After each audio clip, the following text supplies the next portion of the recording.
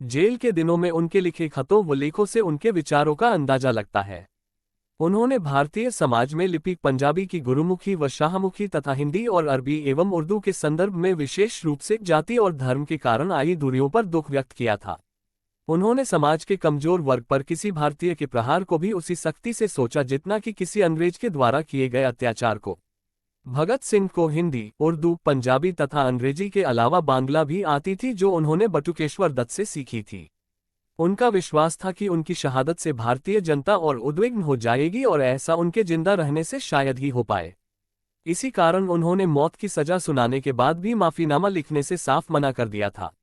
पम शून्य राम प्रसाद बिस्मिल ने अपनी आत्मकथा में जो दिशा निर्देश दिए थे, भगत सिंह ने उनका अक्षरश पालन किया। उन्होंने अंग्रेज सरकार को एक पत्र भी लिखा जिसमें कहा गया था कि उन्हें अंग्रेजी सरकार के खिलाफ भारतीयों के युद्ध का प्रतीक एक युद्धबंदी समझा जाए तथा फांसी देने के बजाय गोली से उड़ा दिया जाए।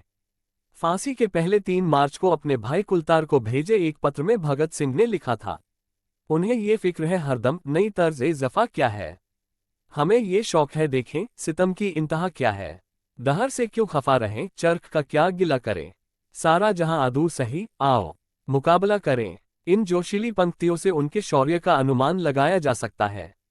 चंद्रशेखर आजाद से पहली मुलाकात के समय जलती हुई मोमबत्ती पर हाथ रखकर उन्होंने कसम खाई थी कि उनकी जिंदगी देश पर ही कुर्बान होगी और उन्होंने अपनी वह कसम पूरी कर दिखाए। किसी ने सच ही कहा है, सुधार बुरे आदमी नहीं कर सकते, वे तो बहुत ही बुद्धिमान और समझदार होते हैं। सुधार तो होते हैं युवकों के परिश्रम, साहस, बलिदान और निष्ठा से, जिनको भयभीत होना आता ही नहीं और जो विचार कम और अनुभव अधिक करते हैं।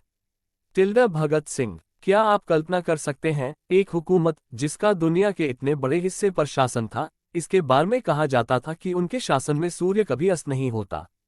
इतनी ताकतवर हुकूमत एक 23 साल के युवक से भयभीत हो गई थी। उनकी मृत्यु की खबर को लाहौर के दैनिक ट्रिब्यून तथा न्यूयॉर्क के एक पत्र डेली वकर ने छापा। इसके बाद भी कई मार्क्सवादी पत्रों में उन पर लेख छपे, पर चूंकि भारत में उन दिनों मार्क्सवादी पत्रों के आने पर प्रतिबंध लगा था, इसलिए भारतीय बुद्धिजीवियों को इसकी खबर नहीं थी। देश भर में उनकी शहादत को याद किया गया। दक्षिण भारत में पेरियार ने उनके लेख मैं नास्तिक क्यों हूं पर अपने साप्ताहिक पत्र कुडई आरसू के 22-29 मार्च 1931 के अंत में तमिल में संपादकीय लिखा। इसमें भगत सिंह की प्रशंसा की गई थी तथा उनकी शहादत को ब्रिटिश साम्राज्यवाद के ऊपर जीत के रूप में देखा गया था। आज भी भारत और पाकिस्तान की जनता भगत सिंह को आज़ादी के दीवाने के रूप में देखती है, जिसने अपनी जवानी सहित सारी जिंदगी देश के लिए समर्पित कर दी। उनके